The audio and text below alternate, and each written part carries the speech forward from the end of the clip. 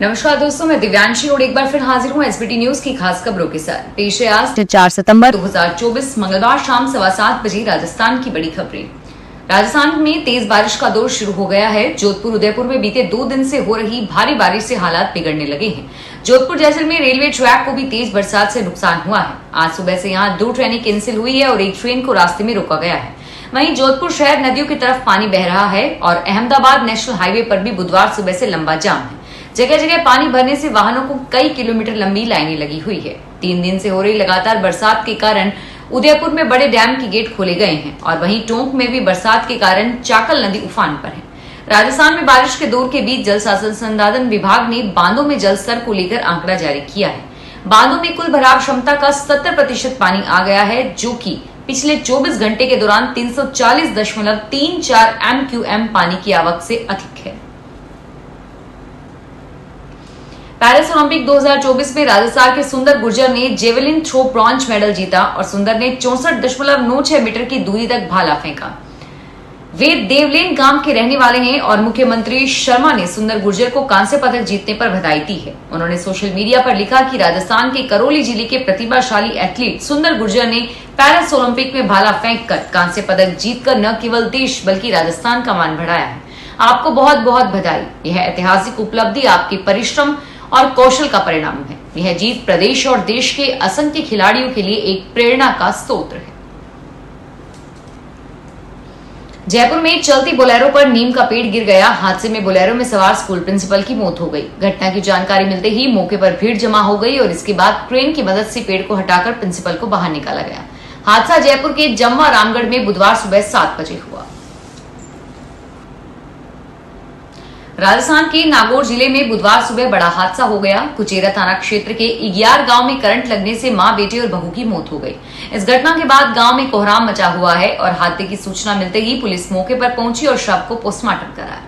जानकारी के अनुसार इग्यार में 32 वर्षीय हनुमान राम और उनकी मां बाइक से खेत पर पशुओं को चारा लेने जा रहे थे। तभी खेत में प्रवेश करने से ठीक पहले बिजली लाइन की चपेट में आ गए। करंट लगने से तीनों की मौके पर ही मौत हो गई। राजस्थान हाईकोर्ट ने जोधपुर में बरसात की वजह से प्रभावित होने वाले परिवारों को राहत देने के लिए जारी किए आदेशों की पालना में पेश रिपोर्ट को देखते हुए असंतोष जताया।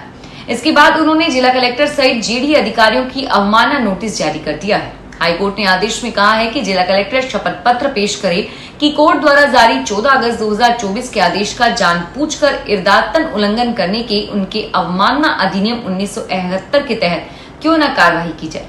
इसके साथ ही जेडीए और नगर निगम दक्षिण जोधपुर के आयुक्त को भी अवमानना नोटिस जारी किया गया है, जो अपने कर्तव्य में पूरी तरह से विफल रहे हैं।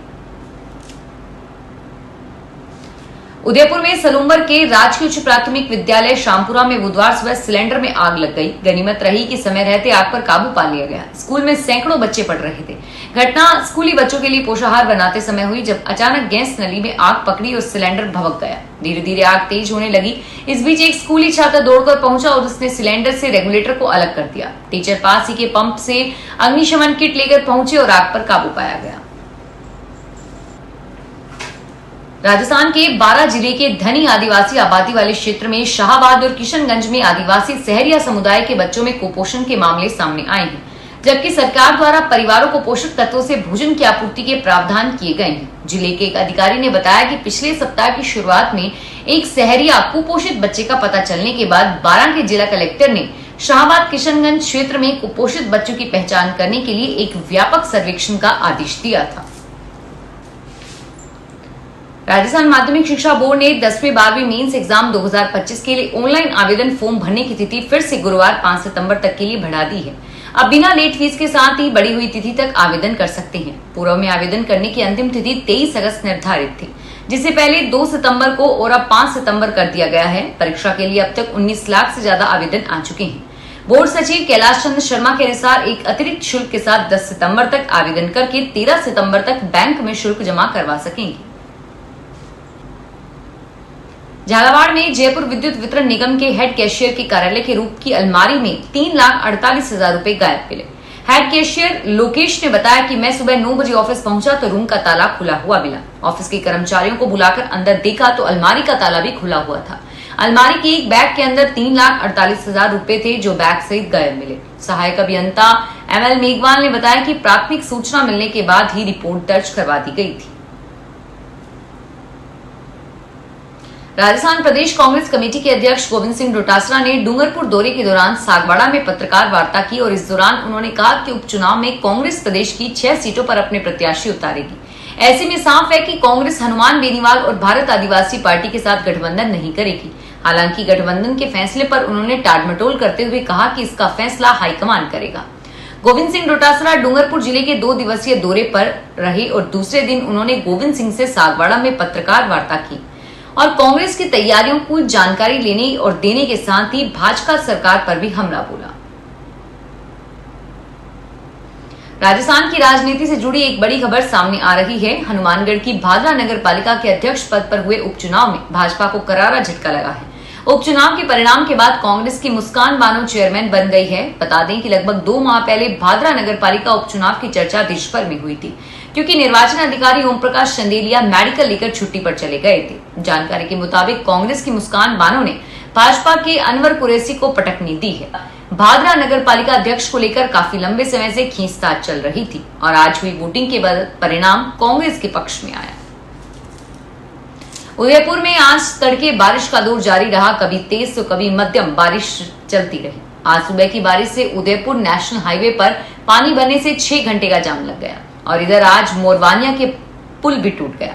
जिले में सर्वाधिक बारिश ऋषभदेव में हुई। उदयपुर के फतेह सागर झील में पानी की आवक जारी है और उदय सागर के गेट भी खुले हुए हैं। हाईवे पर कई जगह पहाड़ी क्षेत्र से पत्थर और मलबा भी नीचे गिरे। राजस्थान में अगर आप पासपोर्ट बनवाने के लिए जा रहे हैं और दस्तावेज में ड्राइविंग लाइसेंस का PVC कार्ड लगा रहे हैं तो पासपोर्ट ऑफिस इसे अमान्य कर देगा। कारण है कि पासपोर्ट ऑफिस लाइसेंस के PVC कार्ड को अधिकृत दस्तावेज नहीं मानता। परिवहन विभाग की ओर से पिछले महीनों में लाइसेंस व्यवस्था में बदलाव किया है। विभाग की ओर से अब ई-लाइसेंस जारी किया जाता है, लेकिन लोगों की सुविधा के लिए विभाग ने लाइसेंस के PVC कार्ड को मान्य किया है। लेकिन जब इस PVC कार्ड को दस्तावेज के साथ लगाया जा रहा है तो पासपोर्ट ऑफिस ने इसे अमान्य किया। ऐसे में लोग विभाग की ओर से जारी कार्ड को अमान्य करने को लेकर असमंजस में हैं। जयपुर के नाहरगढ़ की पहाड़ियों में 3 दिन से लापता युवक राहुल अब भी नहीं मिला। 2 भाई चरण मंदिर के दर्शन करते लौटते समय रास्ता भटक गए थे। इनमें एक की मौत हो चुकी है जबकि दूसरे का सुराग नहीं लगा। नाहरगढ़ पहाड़ी पर राहुल को सर्च करने का काम अभी भी जारी है। सुबह से ही टीमें जंगल में सर्च करने का काम कर रही हैं। पिछले 60 घंटे से NDRF और SDRF समेत पुलिस के जवान लगातार नाहरगढ़ की पहाड़ियों में सर्च कर रहे हैं और इधर घना जंगल और बारिश की वजह से सर्च अभियान में दिक्कत आ रही है। सर्च के लिए 150 से ज्यादा ड्रोन का भी इस्तेमाल किया जा रहा है। फिलहाल इस बुलेटिन में इतना ही और फिर हाजिर होंगे तमाम बड़ी खबरों के साथ।